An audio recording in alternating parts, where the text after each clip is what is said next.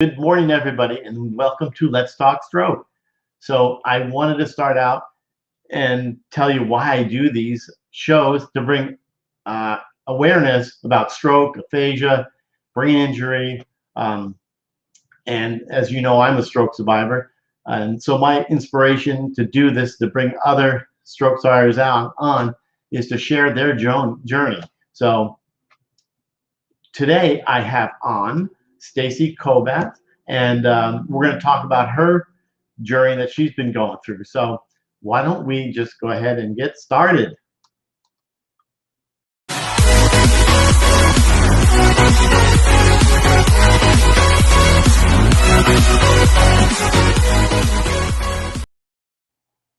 All righty, let's go ahead and bring on Stacy. Good morning. How are you? Good. Nice to see you. Thank you. Good too. Yeah, so can you see the comments that are coming up? I see. Good morning from West Virginia. Good morning, Lynette Price. Yeah, so I'll bring up some first here, and then we'll get into this. Ray, good morning, Ray. Nice to see you. And Paul Quillen, nice to see you. And of course, Celinda. But yeah, I see you chatting in the threads with Salud. What's that? You chat in the threads on different things with Salud. Yeah. Exactly. Salud's a good friend. We've met in Southern California. Good morning, Linda. All these people are popping on here, so I really appreciate you guys being here. Kimberly, nice to see you. Everybody saying hi to you. And Lori's, I know Lori should go by Bo. We all have nicknames, I guess. So anyway, so good to see you there. Oh, look at this. Someone here, I think you know. Dana? Well, that's my sister. Hi, Dana. Nice to see you. Thanks for being here, supporting your sister. And Lynette Price.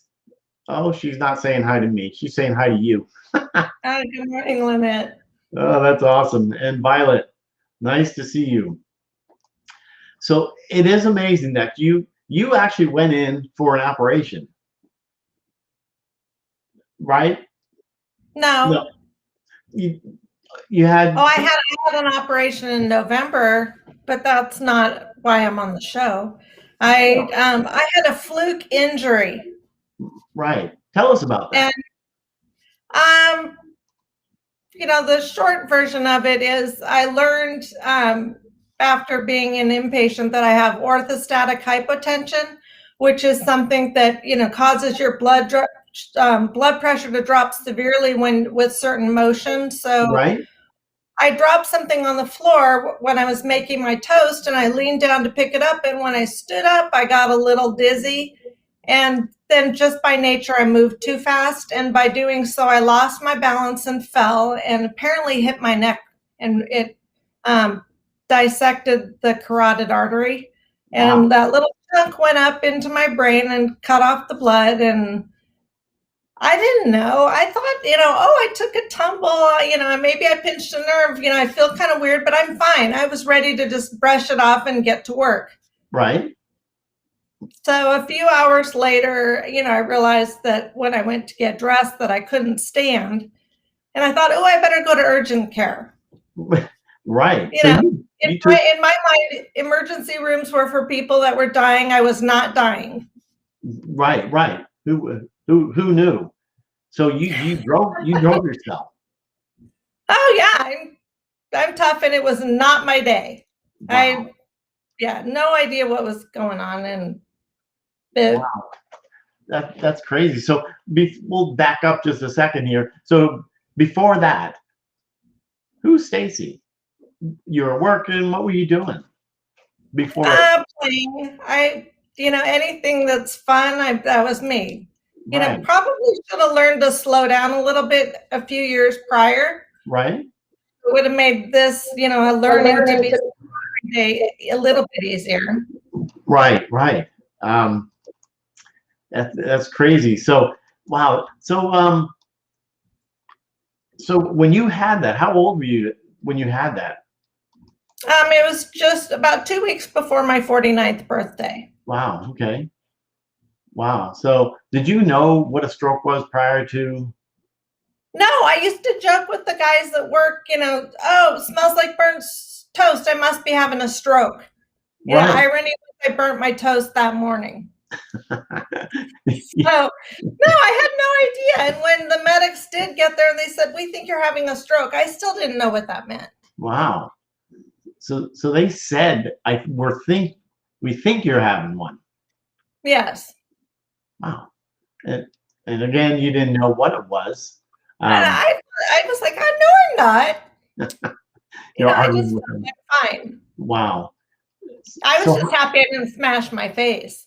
Yeah, that's right. No, it's like in my, I had falls in years past, and I was the general manager of a lumber yard, and so I'd come back from a vacation, with a bruised face, and the guys would be like, "What happened?" I'm like, "Oh, you should see the other guy." Yeah, exactly. Wow. So when you had found out you had a stroke, how long were you in the hospital? I was in ICU. I'm gonna have to do math in my head here. About 8 days, and then had to choose an inpatient to go to, and I was there just shy of a month. Wow, interesting. Did you have family support and all that too? Did you have a big family? I did. The inpatient had to limit the number of guests I could have at a time because I was not about to stop being a social butterfly. And, and that really kept me going, just to have, to be able to, it was kind of goofy to be laying in bed holding court, I just, yapping away and. Yeah. So you didn't, right. You didn't have you had no aphasia or. My entire left side was paralyzed.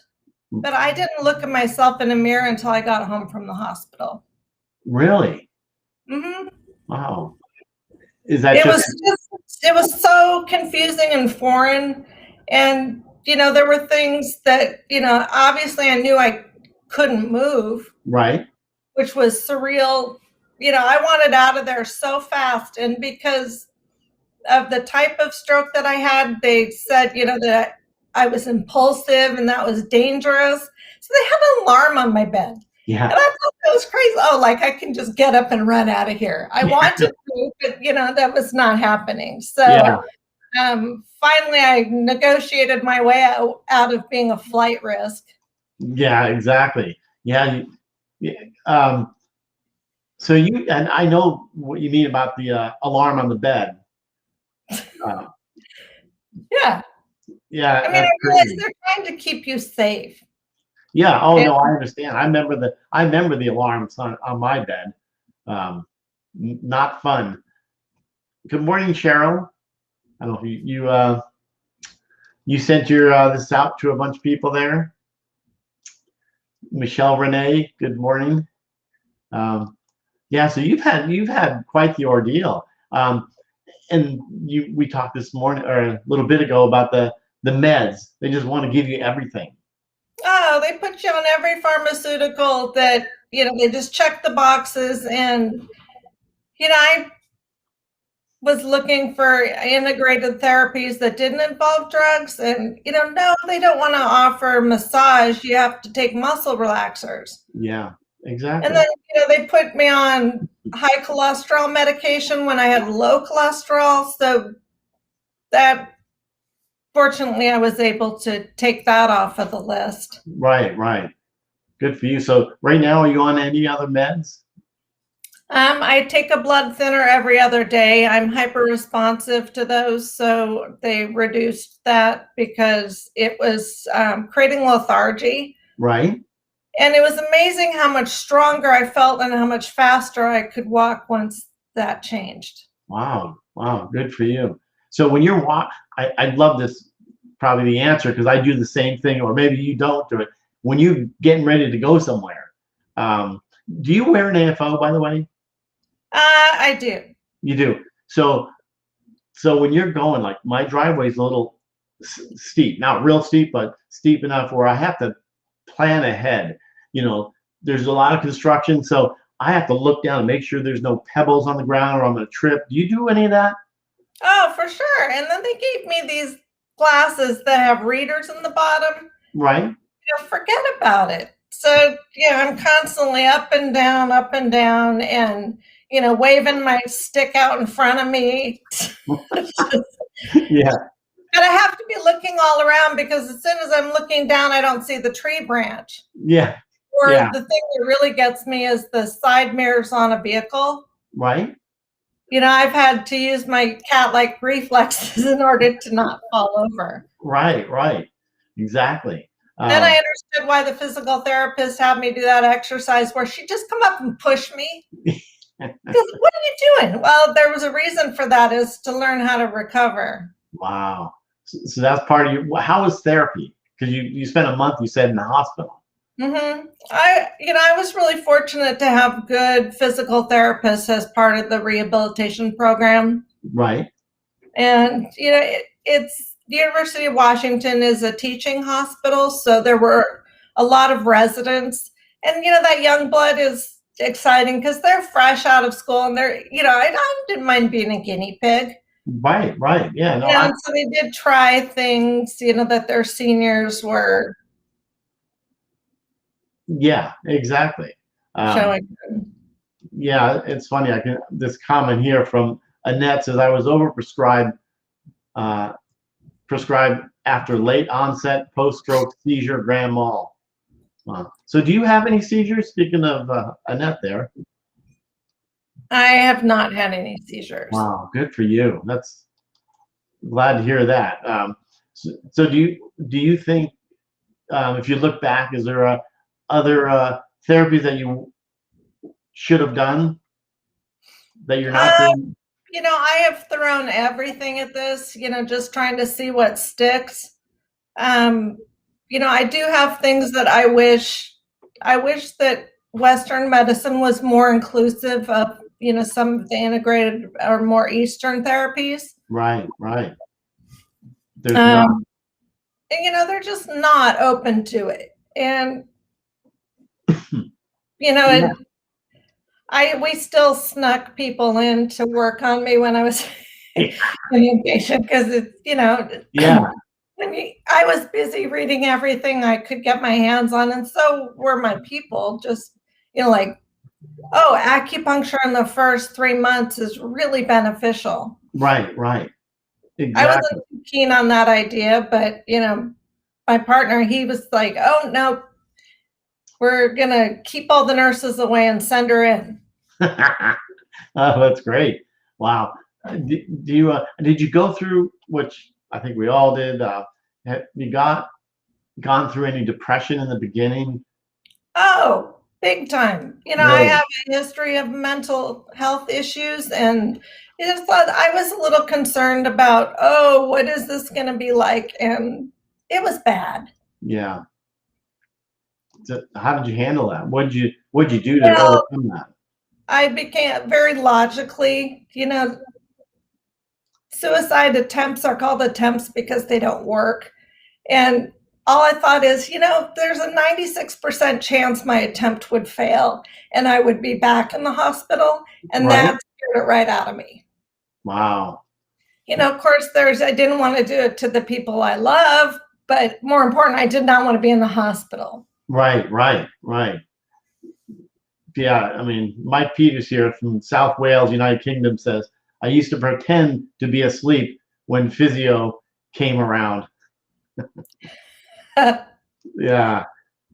And I think I'm curious how many people had any personality conflicts with therapists. Yeah, you have. They force these people on you, and they're not always very nice. Oh, I know. Have you ever been told that? Because it happened to me. Have you been told that you plateaued? Oh, that's such a bad word. Yeah. Oh, no, I agree. I mean, the most limiting thing that people in healthcare do is say, oh, well, if you don't get it back in the first 3 months, you might not. or, the rehabilitation medicine doctor that told me at a year, you can have OT when you can open your hand and wiggle your fingers. Okay, I know, isn't that just crazy? I mean, yeah. I need the I'm working really hard because I want to go in there and do this with my left hand. Yes, I know what you mean. 1 year after 10 years out, and 1 year after my stroke, I was told I plateaued. Mm-hmm. Oh my gosh. I mean, I'm 10 years and I still see some improvements. And I celebrate those little wins all the time. And it's little things that mean the most. Right. Exactly. Yeah, Mike, he's bloody plateaued. I'm still improving. Good to hear that, Mike. Because it's true. This plateau stuff is just a bunch of, you know what I want to say, but can't say it. So what else have you learned about that? Because some of this, you've been how long out now? It's been 1.5 years. A year and a half. Made some great progress. I'm really proud of what I've done, although I need to be reminded pretty regularly that I've done a lot because it's not been fast enough for me. You think that, yeah. I think that, or I don't see it because I'm in it. Yeah. And, it's nice when, family members or friends I haven't seen in a while are like, wow, yeah, your face is different. And, or you're walking so much stronger. Yeah. I don't see it, but yeah, I know what you mean. I know it's happening because I can walk further and I'm far more confident going places by myself. Yeah, exactly. You do get more confident. And that independence was really, really important to me. I understand. And see, I said 10 years out. Jana here, if you can't see it, she's on 13 years post-stroke and wiggled my toes for the first time last week. That's awesome. Yeah. Yeah, that's incredible. So now you're still doing therapy because I know you're using the same thing that I'm using, the hand mentor from Modus Nova. Yes, I'm really enjoying the robotics and the technology. Right. I'm currently I only go to outpatient once a month. Oh, Sue, thank you. Yeah. Wow. So see, like you said a little bit ago, you don't see the gains as much as people that don't see it as much as you see yourself. Right. Wow. So there must be something. Your voice must have been a little weaker if Sue was telling you that. Yeah, I didn't know that. All I knew was, I was so grateful that I could talk. Yes. Well, yeah. I mean, I was grateful. I don't know if some people were. Yeah, I know the feeling. That's so funny. Oh my gosh. My sense of humor was fully intact. Emergency room doctors don't think you're funny. Yeah. Oh yeah. I know. Yeah. They're like, well, you had a stroke. I'm like, different strokes for different folks. They're just like, this is not funny business. Okay. Yeah, exactly. So you're so what do you say to somebody that's going through not such a good time? The battles that we go through when we first have it. Because there's a lot of people out there that are new stroke survivors and they think the world's over. Mm-hmm.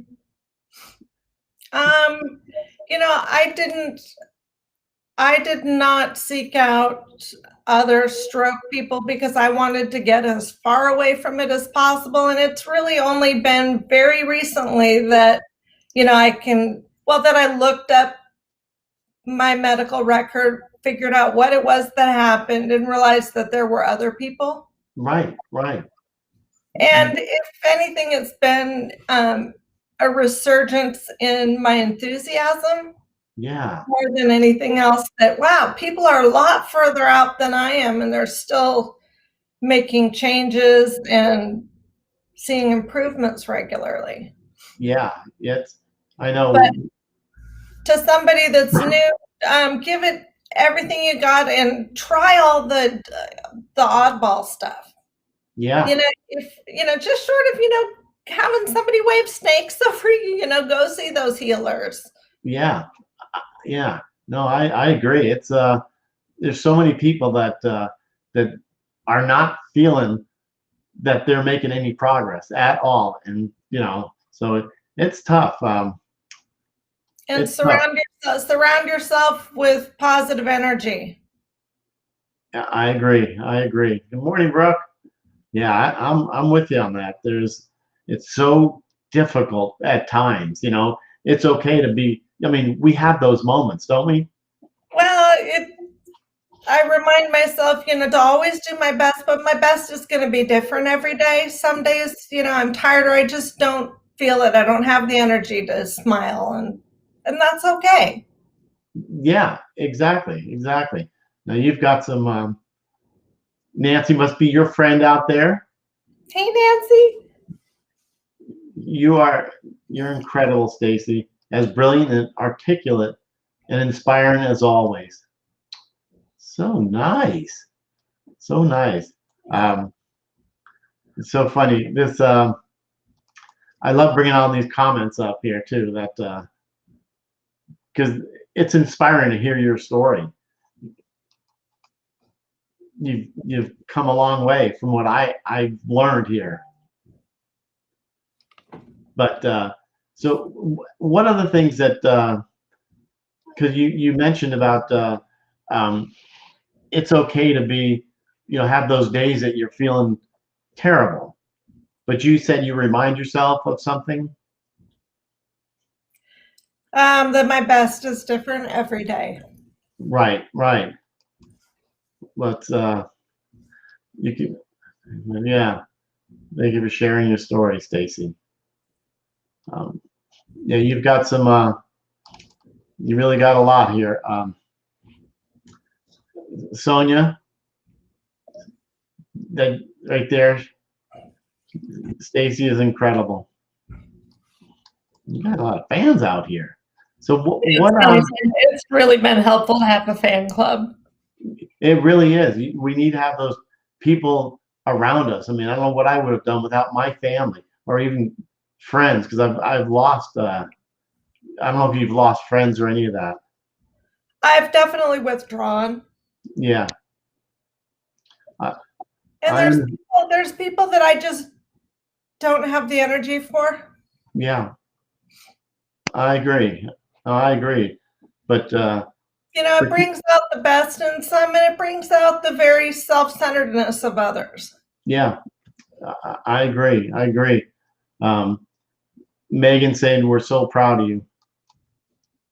You've got so many people on your side, and it's okay to have those moments of just crying. I don't know if you have PBA or pseudobulbar, whatever. I keep saying. I didn't know what ugly crying was until I'd been supportive of others while they were in a puddle, and now I know. You do. I've been a very emotional person, and it's very sensitive. Can be a little weepy, but the just outbursts. Yeah, and it's okay. It is. It's a little. There's all the things that they warn you about in the hospital that are going to be different about you, and I think that's alarming for the people that decide to be the one to take you home. Yeah, exactly. And you obviously have a caregiver. Your family. I had 2 weeks before this accident, I had shacked up with my boyfriend. And then this happened, and he told me a few weeks ago that in the hospital there was this whole room full of people, and he looked around the room and he self-appointed himself. He said he looked around the room and felt he was the most capable. Oh, that's nice. Yeah, wow. It was really nice. And of course he didn't. When he got me home and realized it was like having a 4-year-old around. Yeah. He was like, "What have I done?" And it's hard. It was really, really difficult to be a dependent. Yeah, it is. I mean, it's almost like our pride is gone when we have it, because I mean you have to be bathed, the whole story, all those little things. Oh, and then when you have to hire a caregiver, whew, we had an agency, and some of the people that they sent, there was a woman who washed me like a dog. Really? I didn't want a bath. I was capable of doing it myself. I just needed somebody there, in the event of an accident. And I got in, the bathtub and started washing myself, and she came in and grabbed it and just started like scrubbing on me. It was awful. Wow. Yeah. Wow. Now how's it going right now? I mean, you do everything yourself. I do. Yeah. That was, MacGyver is my spirit animal.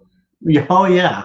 If I'm going to figure out how to do it. I promised my dentist I wouldn't use my teeth as much. Because my teeth became my left hand really quickly. Yeah. But exactly. I did get one little chip, and he said, I know you're frustrated, but please ask somebody to help. And it's hard to ask someone to help when I know I can get the package open. It's just not fun to watch me struggle through it, but I'll get it. Yeah. It's funny you bring that up, because that is such a big thing. I mean, Amazon or whoever delivers something, right? My teeth is for me, it's my right hand. Yeah. I never thought of it like you're saying that, but it's absolutely true. Oh my gosh. Wow. That's such a good point. I've never heard anybody say that like that.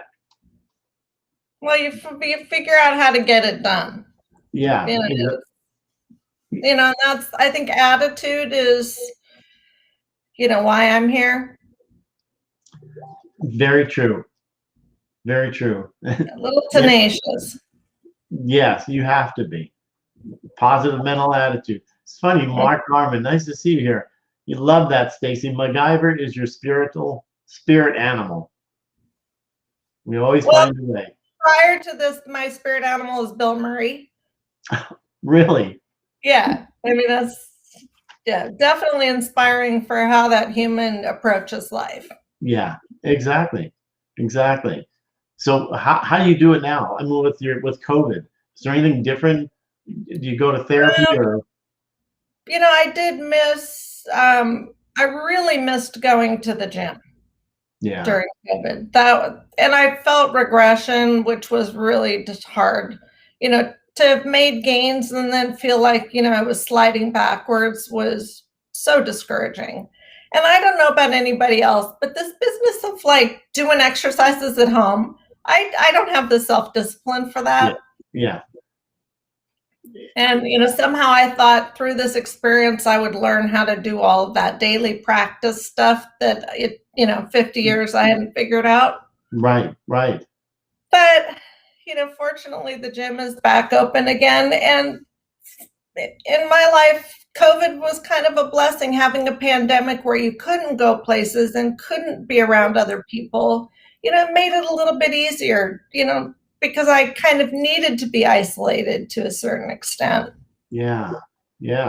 So now with everything opening, are you going to be going back to therapy or the gym? Or I am going to the gym twice a week and have been for a few months now.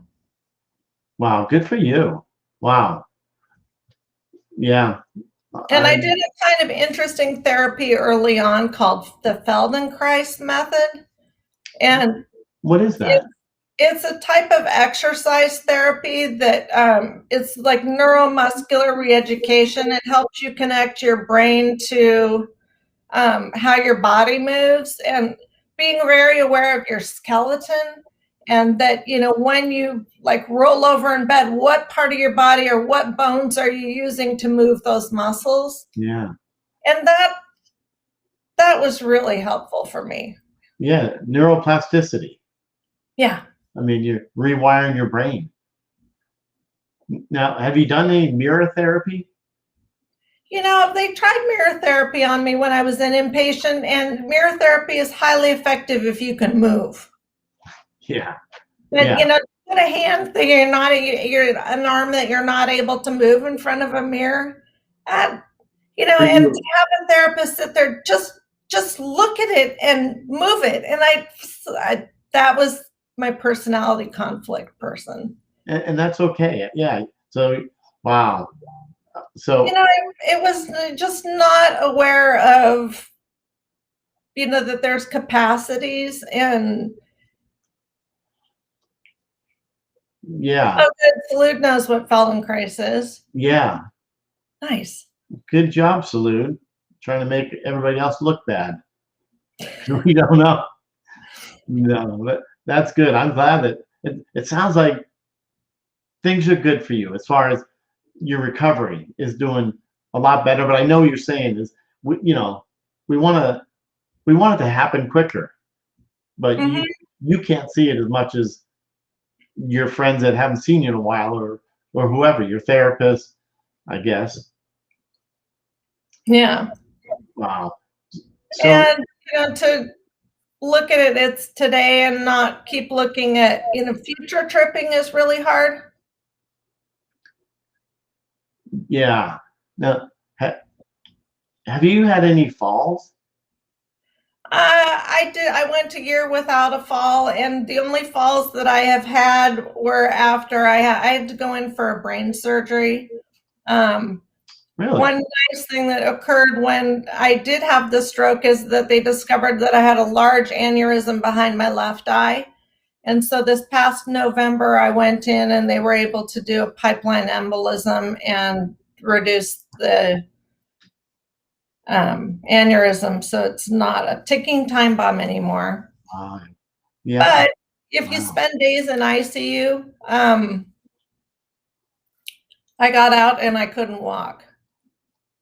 Wow, that's interesting. And Wow. oh, thanks, Mike. Not being able to walk, I was so angry. Yeah. Fortunately, it wasn't another stroke or something that had happened during the surgery. It was every day in an ICU bed is week of atrophy. Oh, And yeah. when you're atrophying something that, is already not full strength, Yeah. yeah, you're Exactly. kind of stuck. Ex- And yes, so then I did fall. uh, Thanks, So, Vanessa. Vanessa, yes, that's terrific. So what else do you want to? Anything else you can share with anybody else before we sign off here? But you can. There's all the things that people don't talk about that are different in your life. Yeah, Nobody wants to talk about sex. right, Like, how weird is that? There's just all these aspects of yourself that, are so different. right. And, I found that, I was really living in the past. Really? How do you? Well, just living in the past of, well, I used to be this person, or I used to be like that, or, this is, I want to be able to do that again. And, am I going to be playing tennis? Maybe. Yeah. Am I going to be skiing next season? Well, I don't really want to hit my head, so I'll stick to snowshoeing and other snow activities. But, yeah, the being present. Exactly. And realizing, I don't want to be the person that I used to be. Yeah, don't compare yourself to anybody else. Mm-mm. Because it's No, hard. it's a hard reset for a reason. Yeah, exactly. Don't really know what that reason is yet, but I don't need to know. Right. So never looking back. Never. Okay, so Mike, I see you're saying. Yeah, you're right. No one really talks about the intimate things. So that's amazing because no one talks about it. Some people do, but a lot of people don't do it anymore, and that could be another show just about that. But yeah, I would. Some of these comments I see, like Mark and Salute, they're huge, and let me ask you one thing. Hey, Cheryl, does anybody do you talk about like the memory? Since I was just about to say something and I completely forgot. How was your memory? Speaking of memory. My memory for past things has remained pretty intact. Good. I far more of a space cadet than I used to be. Yeah. I Or maybe I was a space cadet and I just never really acknowledged it. Yeah, exactly. Exactly. Good morning, Yvonne. She's from Athens, Greece. So, yeah. And Mark, I have 4 kids, so I do more than talking.